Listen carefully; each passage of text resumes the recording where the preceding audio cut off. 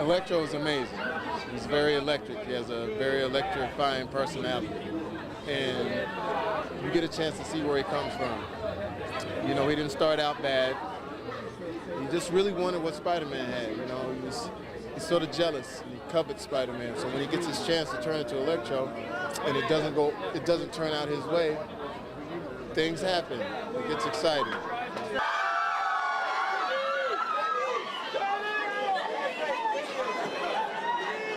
Well, I wrote a song called, when I was on the set, people would text me and say, "What are you doing?" I said, "I can't talk right now, I'm chasing spiders." So I wrote a song called Chasing Spiders. So I get to hear that? The words are, I may be black, but I ain't no widow.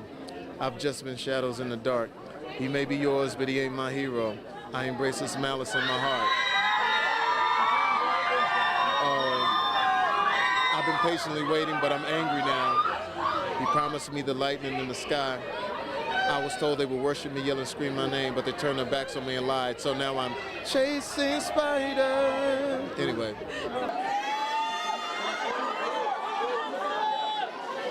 You know, it's interesting that there's always going to be people that criticize. You know, there's always going to be a handful or two handfuls or five handfuls of people that don't want you in the suit. That's an interesting thing to be confronted with. Yes, I've got some very lovely responses, and I believe in my own passion for the character. I believe in my own abilities. I also have self-doubt and my own insecurities. So those things in me are reflected by other people's opinions on the outside. So sometimes I'm faced with someone saying, "You're not Spider-Man." I'm like, oh man, maybe I'm not. Maybe I should just give it up and let someone else take over.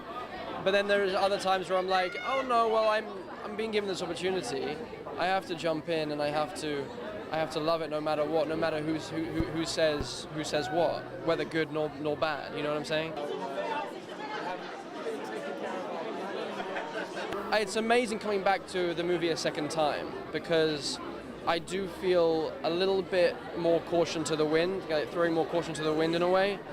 Because what can you do about people's opinions? What can you can't do it. And I think that's what actually Peter Parker and Spider-Man represents in a lot of ways.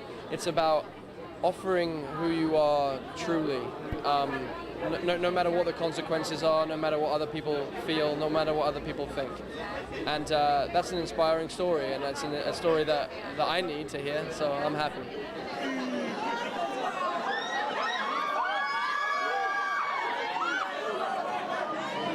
I don't know, it was probably just the first time I saw myself in all the makeup, you know, in the suit, and you look at yourself in the mirror and you're just like, wow, this is real, I am the Green Goblin, and that's such a cool feeling.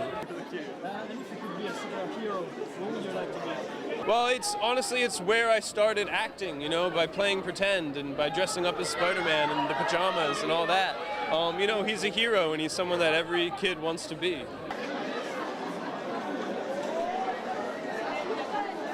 Listen, we live in a world that is divided by politics, by borders, by religion, and there's very few things that we can all agree on. And Spider-Man and superheroes are some of those things that we can all embrace universally, that kind of bring us together. And that I find inspiring, no matter where you go, that there's a support and enthusiasm for a character like Spider-Man. It's a pretty awesome feeling.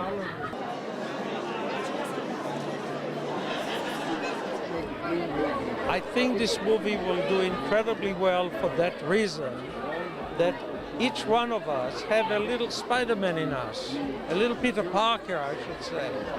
And you're going to see this in this movie in a way that even a tragedy, there is hope.